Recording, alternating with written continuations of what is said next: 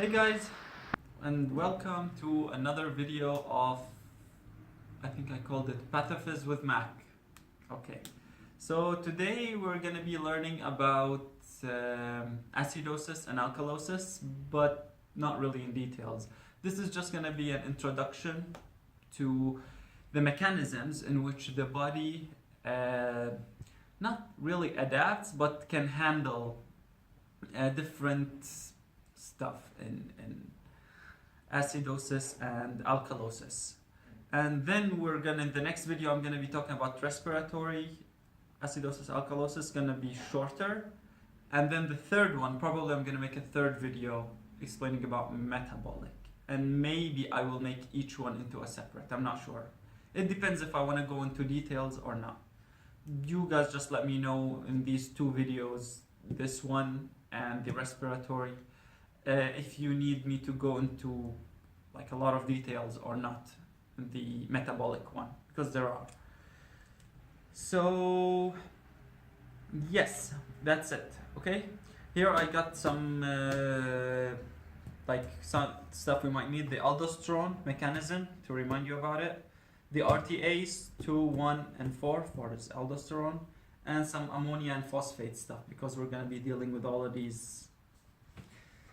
So yeah, that's it. Let's get to it. So starting with just simply acid base, acid base.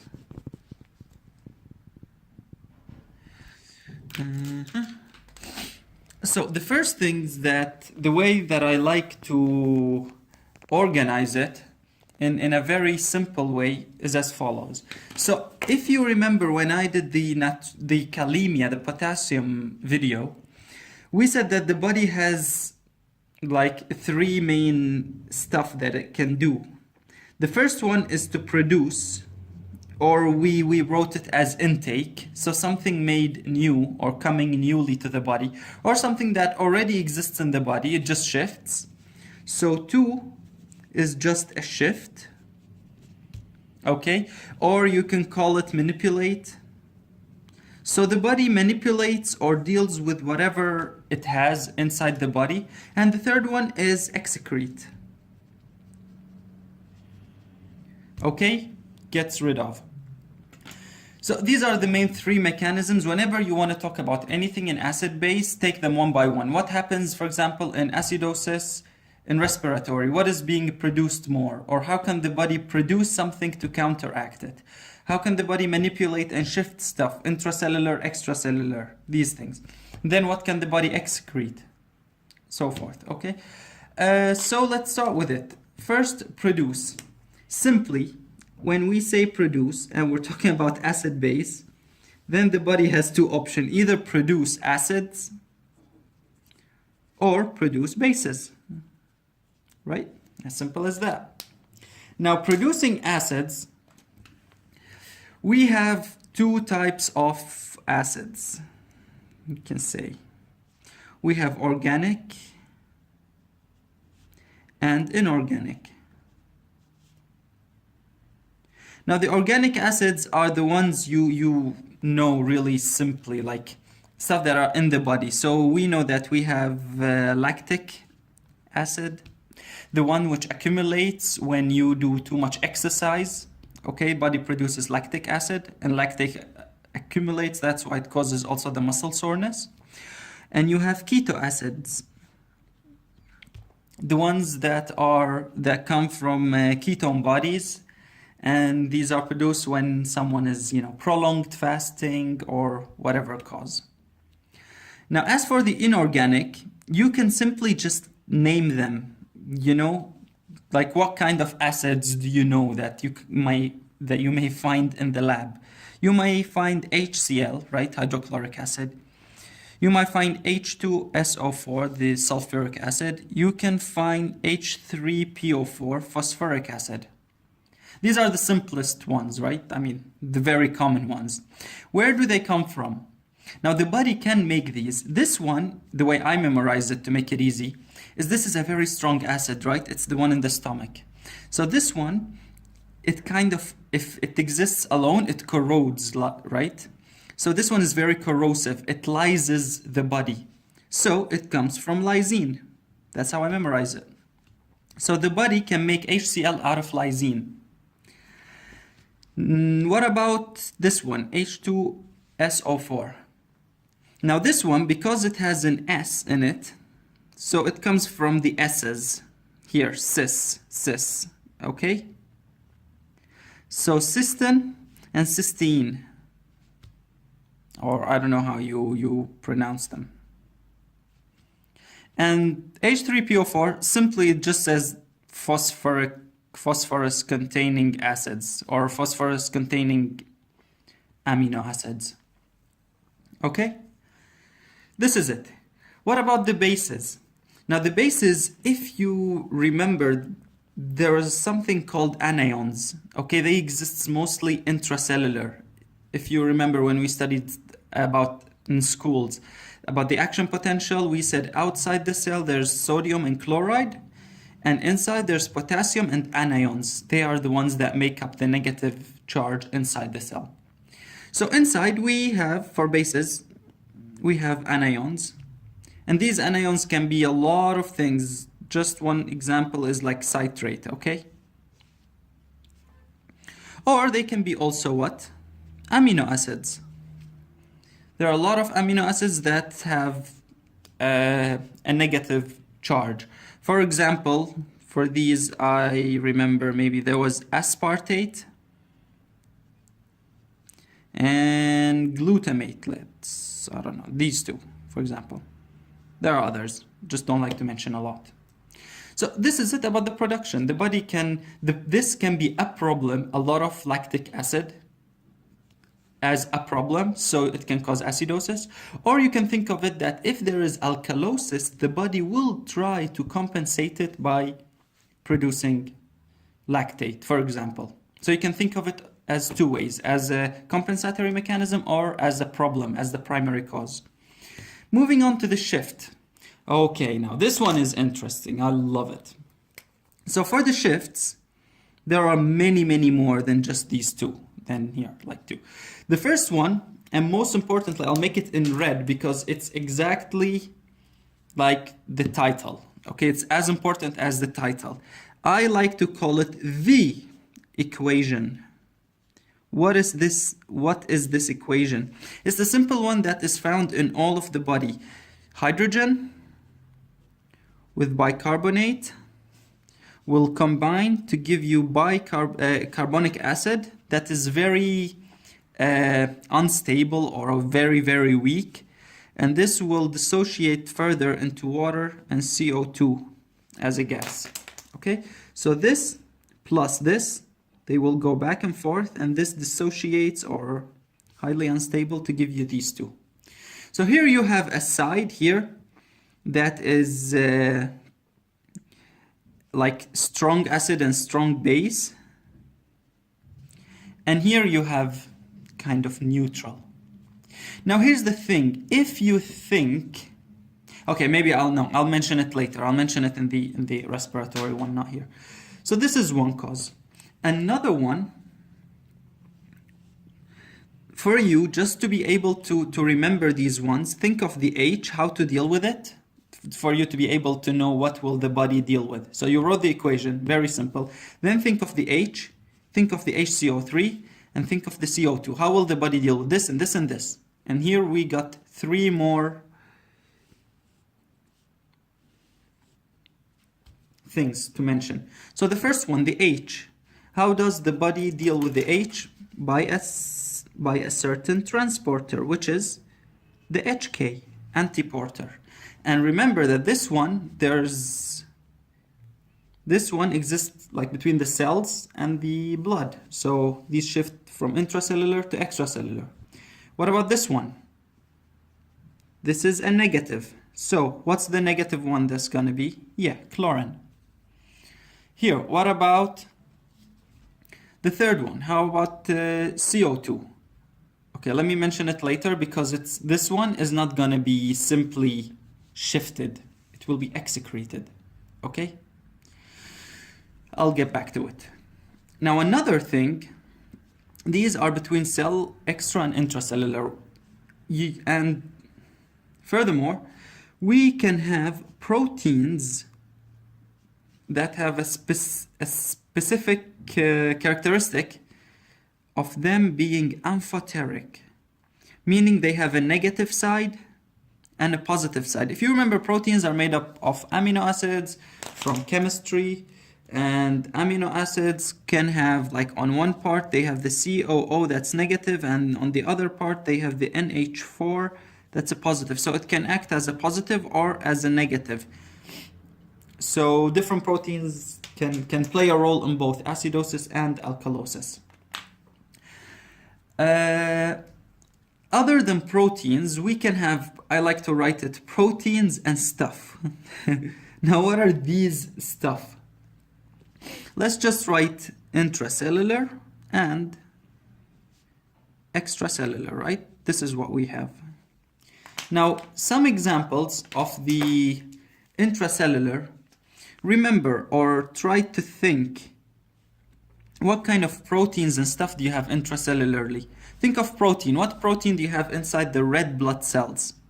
Hemoglobin, right? And it has a negative charge. So whenever you have acidosis, maybe this can help bind some H's and get rid of them. Another one, we have the PO4, phosphate. Okay, it can be H1, it can be H2 PO4 or H3 PO4, it just depends. So we'll just write a PO4 as phosphate. So we also have phosphate intracellularly, and this can be maybe mobilized. Okay, I'll keep the negative here. It's -3, right? But -3. So this can be mobilized outside the cells or into the cells depending on how it's needed. How about extracellular here? We also have phosphate, as we said, right? What else do we have extracellular? What proteins do we have? We have, remember, albumin. And by the way, albumin has a negative charge. We also have globulins, same thing. And we have all the other stuff like the phosphate and bicarbonate and blah, blah, blah. We'll just call them anions. Okay? And so much more. Okay, so this is it about proteins and stuff. Moving on to another one.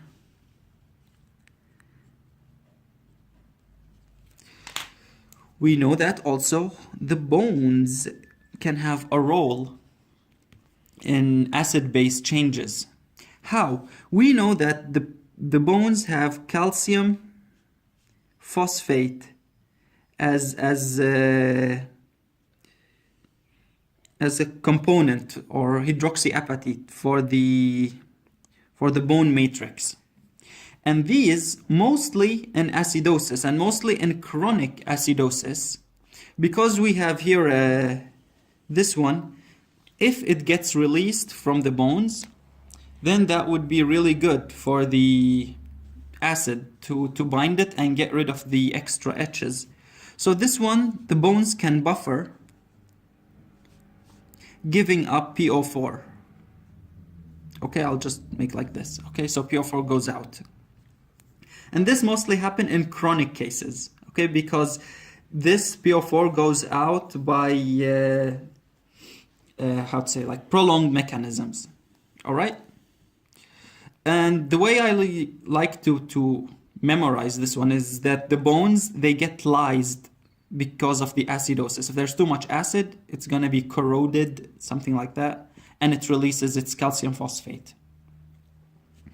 Now the last one, the excretion.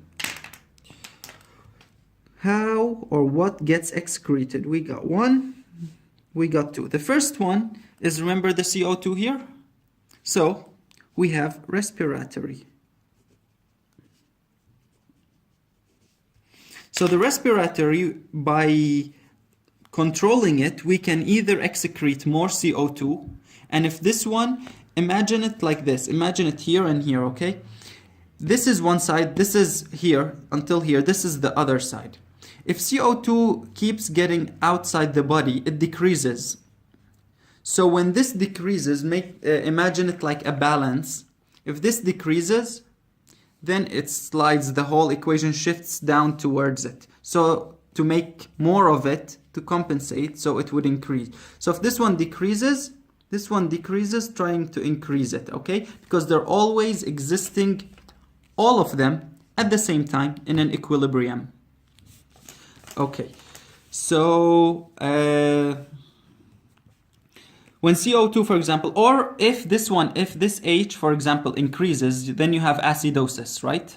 So this one increases. What would you need to do? You need to control or change the CO2, okay? You need to make, if, for example, you have acidosis here by an increase of H, this would be a metabolic acidosis. Then the body will try to cause respiratory alkalosis. How do you do that? By decreasing this one, so that the equation will shift there. So you see when this one is increased, this one will decrease as a compensation so that this decreases back towards it, making these, binding them more and more and more, so they will shift here. But anyways, we'll talk about it later. So respiratory can be altered or can be done by changing the CO2 release. Okay? And the second one, you guessed it surely, kidney. Now the kidney has multiple levels, right?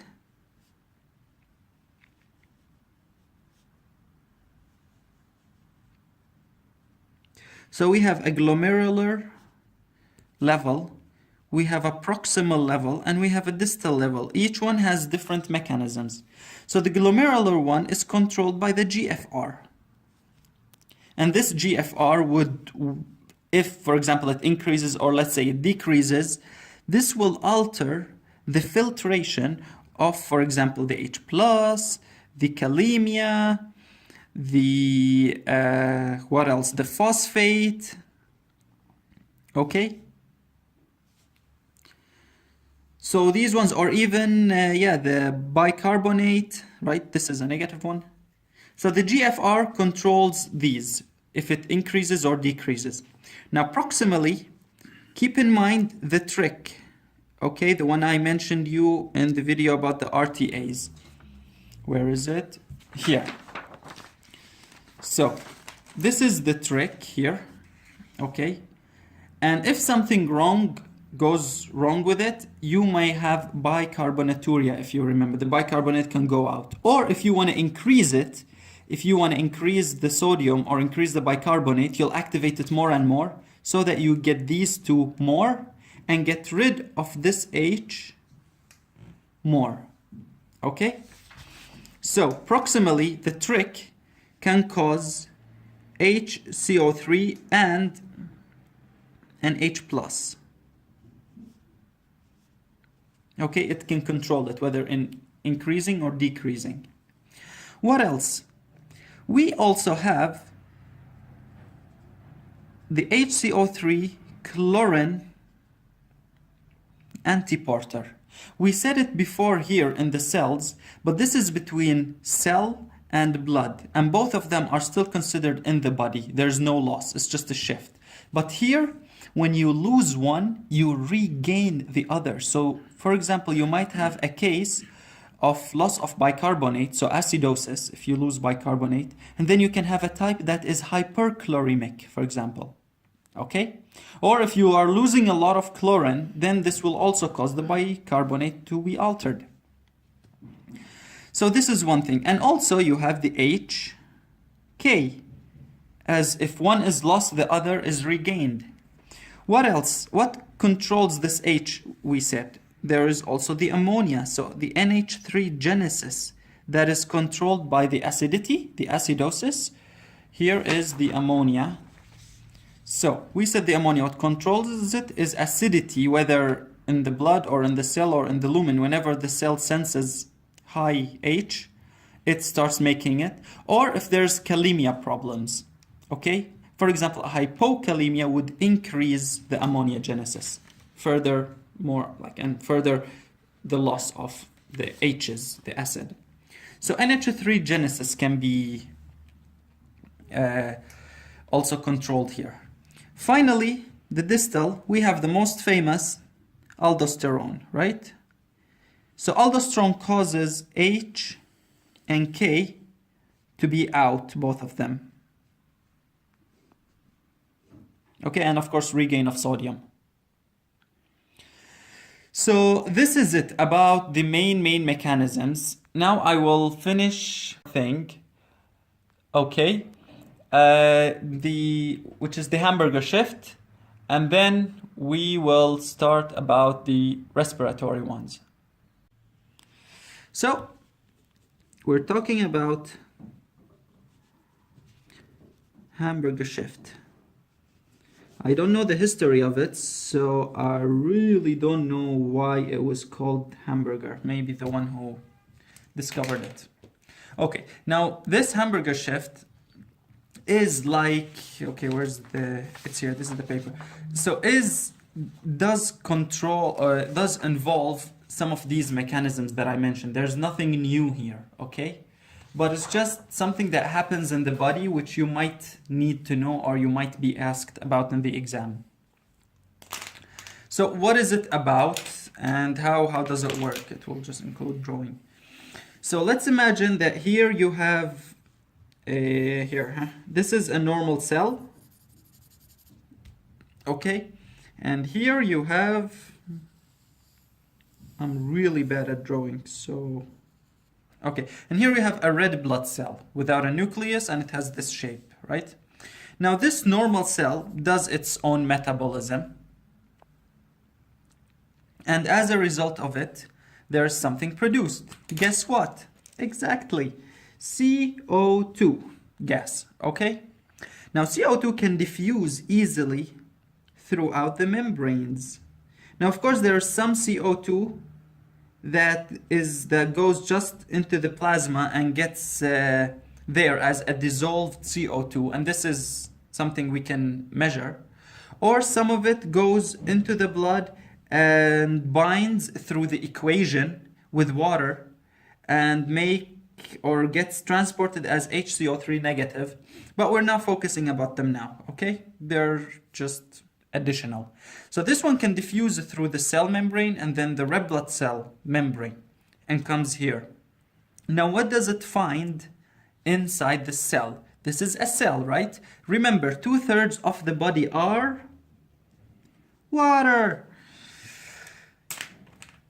Okay, CO2 and water form or meet each other. What happens? Yes. They form this mod intermediate component, which is the H2CO3, which dissociates into H plus and HCO3. Now the red blood cell has H and HCO3. How will it deal with those two? And just keep in mind that it cannot keep them just like this. Otherwise, the CO2 wouldn't diffuse here, because these would stop here and the equation would stop at an equilibrium, and then that's it. The red blood cell doesn't take CO2 anymore. Here's the thing. So for this one, remember which negative thing the red blood cell has here? It's a protein that is negative.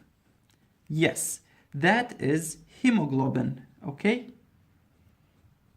And it is negative. Well, look what we have here. So these two will combine, making HHB, okay? So a negative with a positive fits perfectly. They're happily ever after. Or so they think. Da-da-da-da. The saga will continue. Okay, so now you have HHB. And what about this one? This will simply be exchanged outside, okay, HCO3 negative for what? Negative for a negative, simply, for chlorine, okay? And now this can stay outside, and now you can keep getting the CO2 from the cells to it. Now this is in the tissue, and this red blood cell will travel all the way through the vessel, right? And will come here. So now the same red blood cell here, and this is the lung tissue, I don't know if I drew it well. What am I doing? Okay, it's not like this, it's like this. Okay, I think, yeah, something like that. Okay.